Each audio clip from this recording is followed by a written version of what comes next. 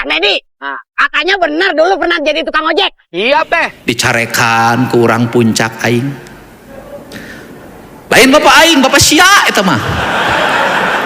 Tong dipilih dari tahun hareup paduli teuing.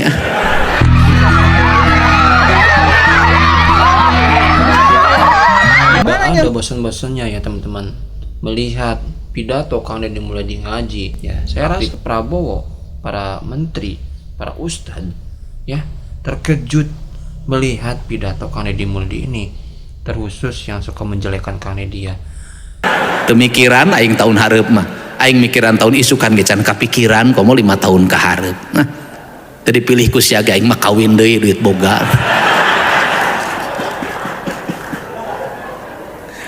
Sederhana. No muncul lagi tokoh ini Deddy Mulyadi belum sampai tingkat 7 dalam Sunda Rahayunya levelnya, belum diakui sebagai tokoh. Harus saya assessment dulu, harus ngiris kuesioner. Aduh boro-boro aing mah capek kudu kuesioner segala lah, geus lila tara nulis aing mah gaweana ge leumpang cuk gitu. Udah. Nah ini keadaan. Tapi ingat, makin kita banyak ide kita akan makin banyak salah. Kalau sebuah rumah ada perbandingkan, ada anak anu rajin teh, dia nyuci, nyetrika, masak, sasapu, marab domba, marab hayam, mareman lampu. Siapa anak satu lagi gawena molor, kerjanya tidur. Mana yang sering dimarahin oleh ibunya? Yang tukang masak, tukang nyetrika, tukang sasapu, yang rajin kerja. Kenapa? Dahar masak asin saeutik, siapa tuh bisa masak asin. Sasapu bala, siapa bala. Domba teu kaparaban, siapa nungeunah menu molor tara kacarekan. Jadi paling enak itu adalah jadi pemimpin jangan terlalu banyak gagasan dan inisiatif, santai saja dari acara ke acara, dari gunting pita ke gunting pita. Lamun eueuh proyek nu kudu digunting, gunting we ceuli sorangan. Hari ini saya melihat ada sebuah peristiwa besar negeri ini. Apa peristiwa besarnya? Ada negara yang kokoh berdiri di embargo puluhan tahun. Saya tidak bicara ini dari sisi agama, saya bicara persoalan kedaulatan. Setiap negara berhak dan wajib untuk mempertahankan kedaulatan negaranya.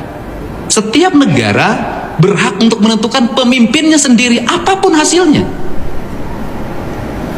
Dalam perspektif itu saya melihat kenapa Iran bisa bertahan. Karena satu, pemerintahnya efisien,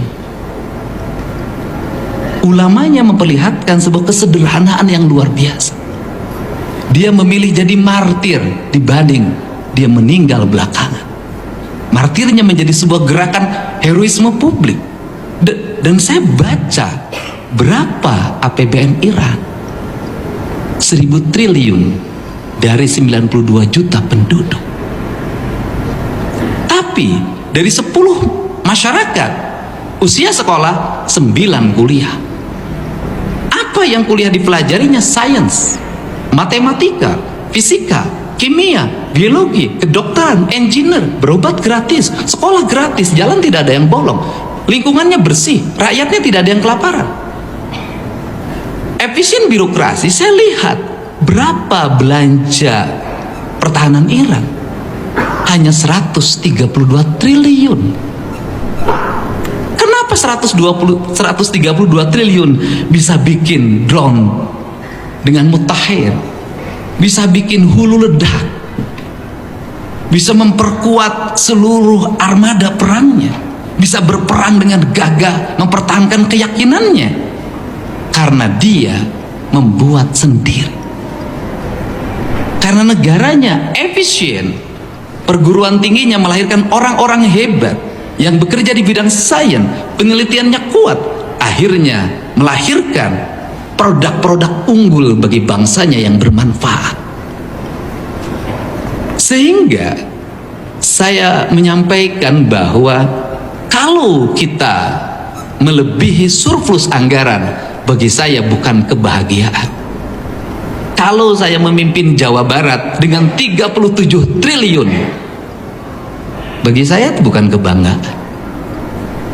Kalau saya memimpin Jawa Barat dengan 35 triliun, bagi saya bukan kebanggaan.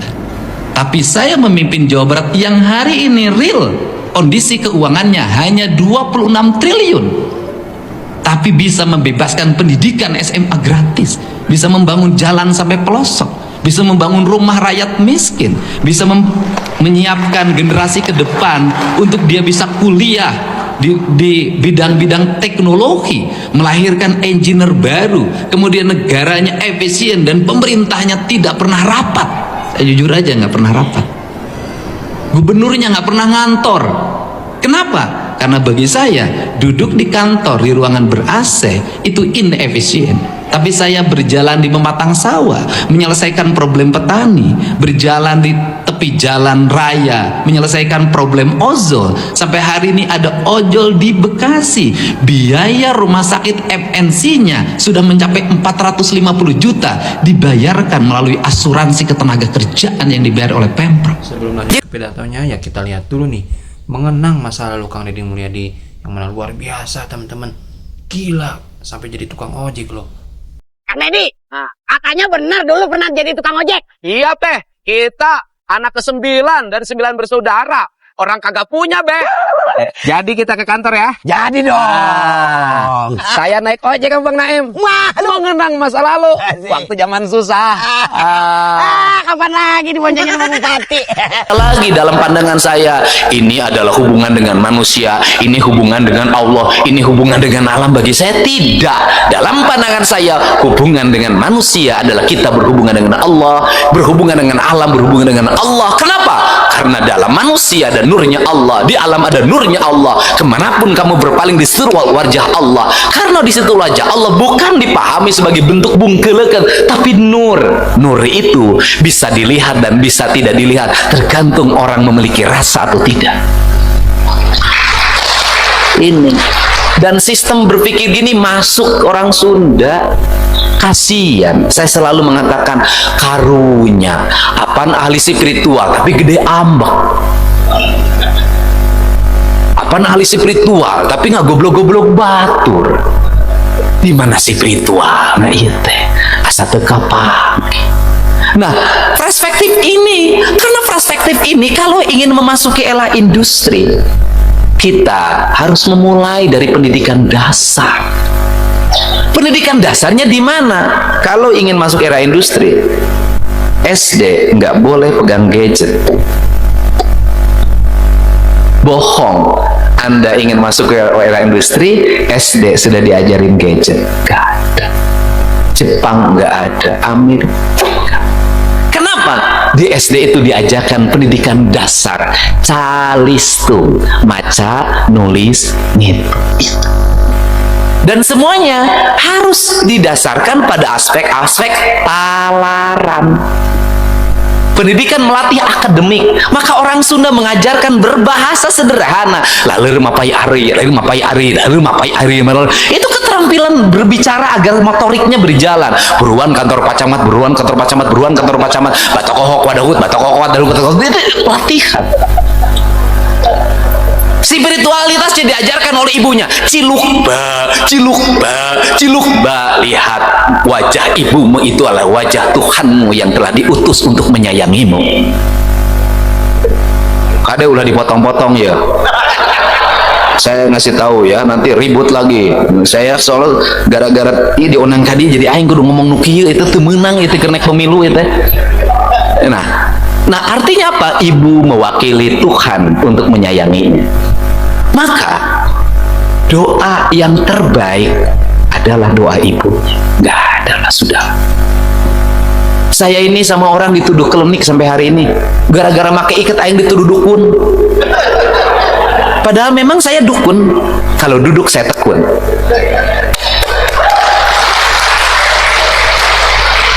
Hanya dukunlah yang akan memenangkan pertarungan, orang yang duduk dan tekun. Nah, kenapa? Saya ini orang yang, ya saya cukup minta doa itu sama ibu saya aja, udah sampai hari ini. Sampai hari ini. Ke WA saya tuh sudah ngajakin banyak orang. Pak kudu mencit munding, aing mah mencit unggal bulan geus teh. Pak kudu mandi di 7 tampian, aing mah unggal poe ge mandi. Pak ieu teh cenah kudu diwirid heula, unggal poe ge wirid.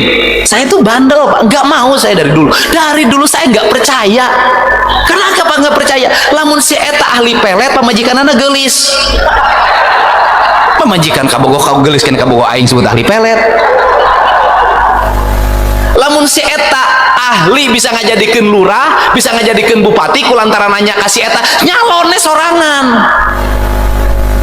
Sederhana, tetapi aspek ini sudah diambil alih secara ilmiah. Saya percaya ilmiah. Siapa? Survei. Saya orang yang menggunakan metodologi akademis ini sebagai standarisasi saya.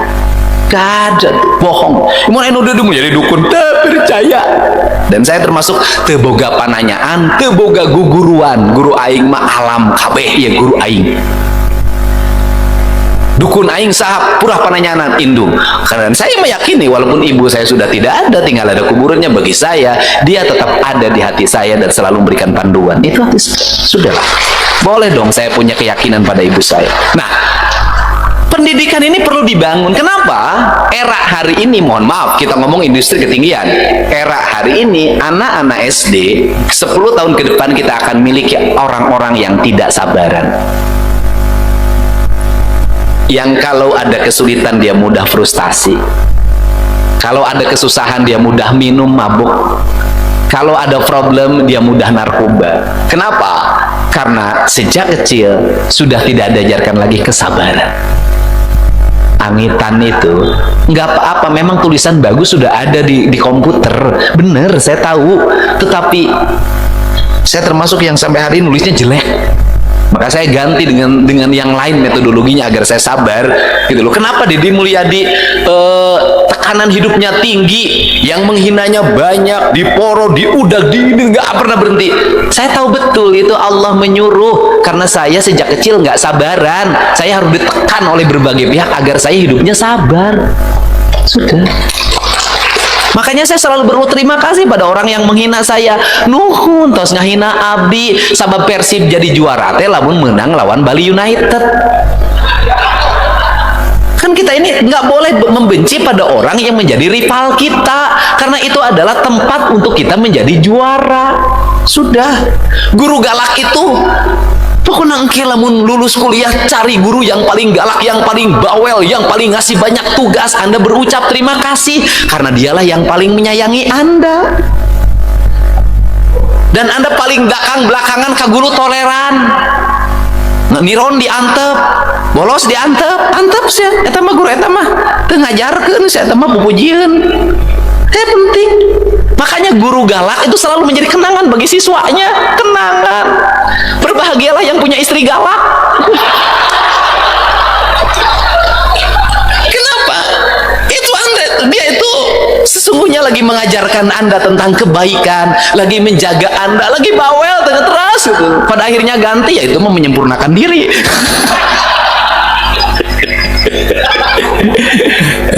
Nah, tapi saya mah enggak. Nah, ini penting. Jadi saya mah pada pokoknya nggak usah tinggi-tinggi, jauh-jauh lah. Abah TKN ngajarin kesabaran di Abah TKN, di Abah ya warisan ti Abah sadayana. Geus aya nama budak SD geus diajarkeun gitu. Ini penting. Coba orang Jepang lihat. Kenapa dia maju? Hurufnya kanji, Pak. Ulet. Bikinnya susah, Pak.